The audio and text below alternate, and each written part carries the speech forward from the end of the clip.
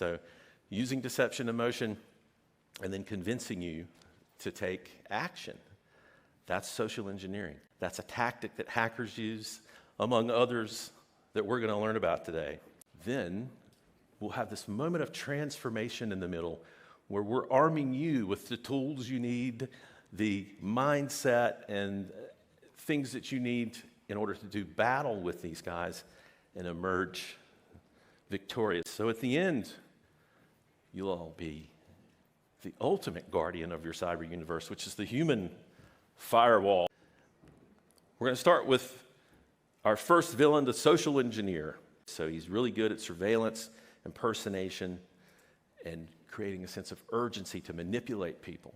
Her weaknesses are she's very busy and distracted, as you can tell by looking at her. She tends to trust people without verifying. So the recon results on her are, even though she's busy, she makes time to get out on LinkedIn and post things. So this is the golden nugget for the hacker, because that's the one he's going to take action on. His attack on busy Becky is successful.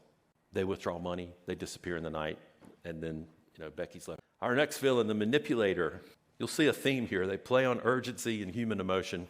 Her target is Gullible Greg. I made this image in Leonardo. He looks so pitiful, I almost feel sorry for him looking at the picture, but does it look gullible? So Gullible Greg, the recon we've got on him, he's brand new to the company. You could tell by looking at him, he's a people pleaser. He's just eager to get out there and please. He's so new, he's not even on the staff directory on the website. So the manipulator just did a search online for posts from the company and learned that the CEO was posting that he's out of town at a conference, and now he's the speaker coming up, and he's all excited about his presentation. And that's going to be the nugget that the manipulator uses to attack poor old Gullible Greg here.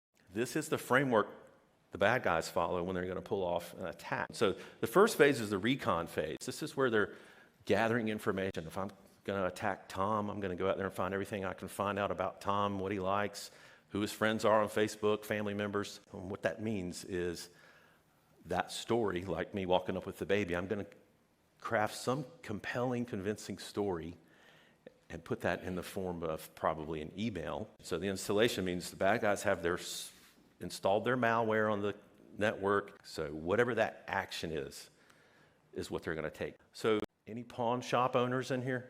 I don't want to offend anyone. But I was thinking yesterday, the dark web is like the online pawn shop. Because, I don't frequent pawn shops a lot, but I've been in some. There's stuff in there that, was probably stolen and brought to a pawn shop to sell. Anytime there's a car break-in or something, you think, yeah, they're going to take that down the road and pawn it. You can also walk in the pawn shop and buy weapons. Dark web, to me, I'm drawing a parallel, though, because data breaches, a lot of times when they're in and they're stealing your data, they just intend to go sell it on the dark web. That's it. They're not going to use it to try to pull off attacks. You can also get on the dark web and buy ready-made viruses. Another big thing you can arm yourself with is a zero-trust cybersecurity model. It should be the new normal for everyone. Now, what is zero trust? It follows this mantra of never trust, always verify. Old school way was trust but verify.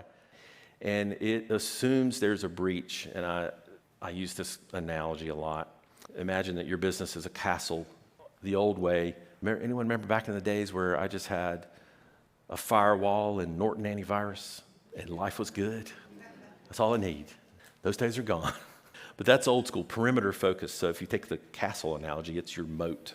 Make sure it's got alligators in it, and then you got a drawbridge. That might be your firewall. Let's make sure that we're keeping that updated. Be careful if you receive requests for a connection with someone that you have a connection with. So I have this friend of the family forever, Carol Patterson. I can Carol. What's going on here? People that have lots of friends, they go set up another account as Carol Patterson, and they can see her friends. So if you get that from someone, let them know so they can Facebook know, and it'll have that account removed. So just be aware of that stuff. The Puppet Master, this was the Internet of Things guy that exploits little devices put on the network, like the light switches and the light bulbs and the Alexa and the thermostat and all that. So Oblivious Owen has been transformed into On Guard Owen. before and after there. I feel a lot better about Owen as well. He was a facilities manager. Now he's a trained up cybersecurity guardian. If you remember, he was a cybersecurity denier before. So we've converted him. He's a human firewall. The method of attack here, the scanning tools, they're just not going to find anything because he's got them all secure now. There's a misconception out there, not saying that it's in this room, but others I talk to that think, I don't need to worry about cybersecurity. All my stuff's in the cloud. It's their problem. And it's especially true with healthcare providers because their EMR, their patient records, all that stuff's in the cloud. It's not hosted locally, and there's a feeling that I don't need to worry about that. That's their problem. Could not be any more false. Even if you're heavily reliant on the cloud, you still need to protect your workstations locally because that's your entry point into the cloud. And if those machines get compromised, the hackers can now just get on the cloud as if they were you. Exfiltrate data, look at things they're not supposed to be looking at. So you're not off the hook just because you're in the cloud. Okay, guys, congratulations. You've reached the end. You are now ultimate guardians, i.e. human firewalls. So let's all stand together and we're going to take the ultimate guardian pledge.